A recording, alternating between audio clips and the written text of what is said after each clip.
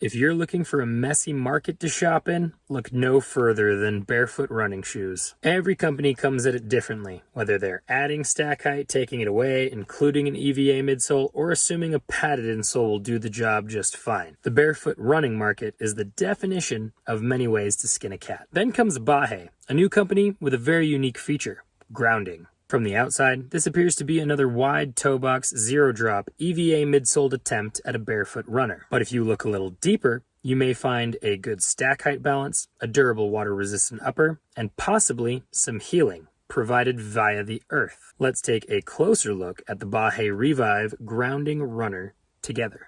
Hey folks, I'm glad you're here. My name is Chris, and this is the Sons of Sever YouTube channel where there's no such thing as bad weather, only bad gear. Today we are talking about a very unique shoe in that it is a grounding shoe. Specifically, it's also a barefoot shoe, and it's meant to be a running shoe. This is the Bahe Revive. I want to kick things off by talking about the fact that Eric and I are not going to weigh in on whether we believe or don't believe in the science of grounding. It's a very hotly debated topic, and we're not going to pick a side. We are going to talk about how it facilitates the grounding in the construction and whether or not we think that we've experienced any benefits from that. Otherwise, we're going to treat it like any other barefoot shoe that we have reviewed for the most part. So the first thing I want to talk about are the barefoot aspects. So we have a wider than normal toe box. We are zero drop, and the shoe is pretty dang flexible because the stack height is only 10 millimeters overall, which is pretty low for a running specific shoe. Moving on from there, I want to talk about the construction, and it mentions specifically the sustainability on the website. So straight from the website, the outsole is 65% natural rubber, the midsole is 5% sugarcane EVA, the footbed is 72% corn polymer, the upper and lining are each 30% recycled polyester mesh, the laces are organic cotton, and the heel and toe are reinforced with TPU. It's also worth mentioning that the shoe is meant to be very water resistant. I wanted to talk real quickly about how the grounding works in the materials. So the sole has been made with a conductive piece added into the rubber mixture. The midsole has a conductive piece that is towards the forefoot that is built in there. That is contacting a silver lace that is sewed in a serpentine pattern from about the midfoot forward, and you can find that on the footbed and the insole. That way you get those grounding qualities whether the insole is in or you choose to take it out. So that is the channel by which the electrons are meant to travel from the earth through the shoe to your foot and then into your body, thus giving you the benefits of grounding. And the last thing I want to mention is the price, which is $194 USD. With all those details out of the way, I'm going to pass things over to Eric to talk to you about what he likes about the Bahe Revive. Alright, so real quickly before talking about my likes, I just wanted to highlight a few of those benefits that you get from grounding that studies seem to have shown happen when you're allowing the Earth's electrons to flow through you. So Chris had a slide previously and it showed the way that the shoe is constructed, and it also had a few bullet points, and I'll just read those off that talk about the things that happen when you are being grounded to the Earth. So the first one is improved blood flow to enhance performance and recovery. The second one is cortisol level regulation for improved sleep quality. And then reduced inflammation by naturally returning the area to equilibrium. So again, those are the things that studies seem to say happen when you're grounded to the earth. Let's get into my likes, and I'll talk about my experience with the shoe and with this grounding effect. Alright, when it comes to my likes of the Bahe Revive, the first thing that I'll say here is that they have made an extremely comfortable shoe to wear. This is easily something that you could wear all day long, despite the fact that it only has 10 millimeters of stack height. I really like the way that it feels underfoot. I know Chris will mention this a little bit too, but that texturing on the inside and in that insole actually feels really good. A lot of the times I hate textured insoles and I can't stand if they're perforated or things like that, but this one defies that. I really like the insole of it, and the materials that wrap around your foot and this upper, it all just feels really nice. It feels like a pretty good premium shoe. I have really enjoyed using this shoe athletically, so it is super lightweight, and it really does a good job of letting your foot function the way that it's supposed to function. When it comes to running in the Bahe, I will say that I liked trail running in it way more than running on the road. With that 10 millimeters of stack height, I feel like on the pavement, that repetitive motion of running can get to you pretty quickly, but when you get it on some soft ground like on a trail, then your feet don't get fatigued in the same way. It's very light, it's very nimble on your feet. So out on the trails, I feel like it protects your feet, but it does not impede their natural function. I think it really hits its stride as a trail runner. It seems to be fairly durable as well. I've worn this around a lot, just walking and doing errands and things because I've been injured. But as I've been getting back into running and starting to use it, it seems to be holding up pretty well. So I think that the materials that they picked for this thing have been holding up and are doing a good job as far as their durability goes. And speaking of being injured, let's get into the grounding. Like Chris said, we're not really going to pick one side or the other if we really believe the benefits or not. Obviously on the internet you can prove or disprove just about anything. So here's at least my experience with it. When we got these shoes, I was not running because my Achilles had been acting up and starting to hurt. And I noticed that if I wore this shoe for a day, the next morning my Achilles would start to feel better. And it would feel much better than when I was wearing the other shoes that we have been testing for this channel.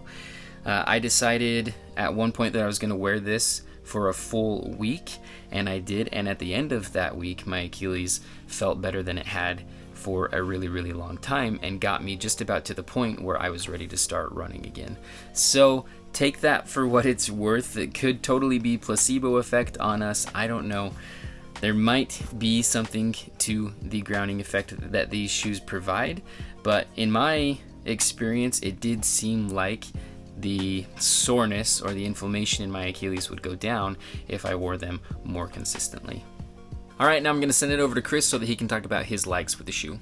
Talking about my likes of the Bahe Revive, the first thing I want to talk about is that 10 millimeter stack height. Now, this is meant to be a running shoe. So some of you might be thinking that 10 millimeters is a little on the low end, but I actually find that that's close to the sweet spot for me when it comes to running stack heights. Another shoe that I wore recently for a half marathon that has 10 millimeters of stack height is the Paluva Strand toe shoe.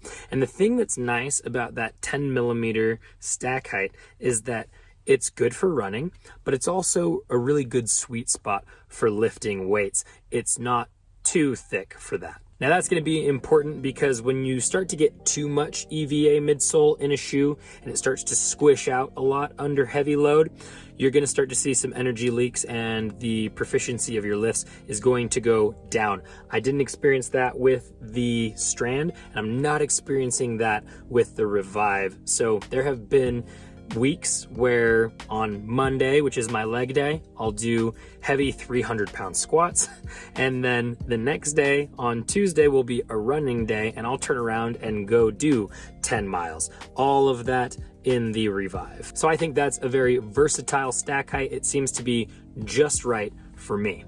The next thing I really like about this shoe is how versatile the outsole is. This outsole is aggressive enough to take on some pretty decent trail running loads, but then it's dialed back enough that it doesn't feel awkward on asphalt and pavement. The way that I draw this line in my mind is in order to get enough miles on the Lone Peak 7 from Ultra, I had to do some road running on it. I just didn't have the time to go out in the mountains and trail run all the time. So I did some road running to get some more miles in that shoe, and it felt really weird, not only running with that much stack height, but also with those big meaty lugs, which do a really great job in the mountains and in snow, not so great for the road. The lugs on the Revive seem to do well in both universes. This outsole also lends itself well to gripping for movements in the gym, things like reverse lunges, squats, deadlifts. If I need to anchor to the ground, I'm not worried about slipping, whether I'm on wood, concrete, or rubber. So the outsole is great. The last thing that I want to mention of this thing that I really like is going to be that water resistance. It's not waterproof. You'll definitely get a little bit of water in here in super heavy wet conditions, situations, but in a light rain or just after a heavy rain where there's puddles everywhere and lots of water on the ground, this is going to keep your feet dry all the way through, and then that's going to be a really nice, desirable feature for taking this thing out on trails as well. You never know what kind of weather you're going to see, or if you're going to be running in mud or over wet rocks or what have you. This thing's going to keep your feet dry in all of those situations. With all my likes out of the way, we're now going to get into the dislikes, but first we want to mention some affiliates, one of which is Bahe. So we really like this shoe. Spoiler alert, it is a little bit expensive. We'll talk about that in the dislikes. But if you're interested in grabbing this guy, head down to the link in the description to go over to their website, and then you can use sonsofsever10 for a 10% off discount at checkout. Okay, so when it comes to my dislikes of the shoe, there isn't too much to say here. The first one here is totally subjective. It's not my favorite looking shoe. It's definitely grown on me, but when I looked at the website and saw their different colorways, I've never really bought white shoes before, but this was the best looking one to me, so that's why I went with it. These are the first generation of their Barefoot runners, so they could easily update the look to it and give it some new colorways, and then maybe it would be back in my favor that way. The next thing is just its price. $194 for a pair of shoes is really expensive, and I think that the reason that it is because it has that grounding technology and those supposed benefits. So if that's something that you believe in, that's important to you, then I think that it's going to be worth it for you, because it's an amazing feeling and an amazing performing shoe, but you are going to have to pony up the cash for those benefits, and that's up to you if that's worth it or not. Back over to Chris now so that he can talk about his dislikes. Talking about my dislikes of the shoe, I only have two. They're somewhat subjective. They're based on my feet specifically, but the first one is going to be the toe box. I do wish it was a little wider. I can wear toe spacers with this and be pretty comfortable, but that pinky toe does get pushed out to the side here a little bit. So 1 or 2 more millimeters in that toe box would go a long way for me when it comes to the Revive. The other thing is going to be the volume of the shoe, and I'm going to put a caveat in here that is the out of the box volume of the shoe, because it does break in over time. But here's my journey. I have the laces wide open because I like to be able to slip my shoes on and off, which I can with these, and that still allows me to run perfectly comfortable in them. That didn't fix the volume issue. I then experimented with taking the insole out, which did fix the volume issue, but then I lost the cushion of that insole, going down to 7 or 8 millimeters of stack height for a running shoe. I wanted that insole back, so I put it back in, told myself I was just going to suck it up and put the miles on this shoe, but then it broke in. So over time, the volume has become perfectly fine for me. So if you're worried about that, if you have a high volume foot, just know over time, that volume will break in on this guy. And this brings me to my final opinion of the Bahe Revive. Would I recommend it? I absolutely would. I'm going to say something somewhat controversial here. I think that this is the closest I've gotten to the perfect barefoot running shoe for me. It checks a lot of the boxes for me. The toe box is wide enough. The stack height is in the Goldilocks zone. It is water repellent, which is fantastic for Utah specifically. If you want to go out on a run, you never know what you're going to get. Wait 15 minutes if you don't like the weather. It will probably change. I love that about this shoe. And then there's the versatility aspect. The fact that it's cushioned enough to be a good long distance runner. It's thin enough to be a pretty decent training and lifting shoe. And then in my opinion, it looks good enough to leak into some casual use as well. I'm gonna call on one of Eric's dislikes just a little bit here at the end to say that in my opinion, that $194 price tag is somewhat worth it considering the versatility of this shoe. It could take the place of 3 shoes for you. So if you're just getting into barefoot shoes and you're looking for the one to get, if you need one for running, if you need one for casual wear, if you need one for gym training, honestly, the Bahe Revive will have you covered in all of those areas. I'd highly recommend it. Head down to the link down in the description. Use sonsofsever10 at checkout to save yourself 10% and grab yourself a pair of really unique barefoot running grounding shoes. With all of my opinions out of the way, I'm going to pass things back over to Eric for his final opinion of the Bahe Revive and the outro for the video. Alright, as for my wrap up and my final opinion of the shoe, I really like it. It's been a really nice shoe to run in and just to wear around. And like I said, I do feel like I have gained some of the benefits from grounding. With that Achilles that I had that was giving me problems, I noticed that when I wore the shoe, the next morning my swelling was down and the pain was less.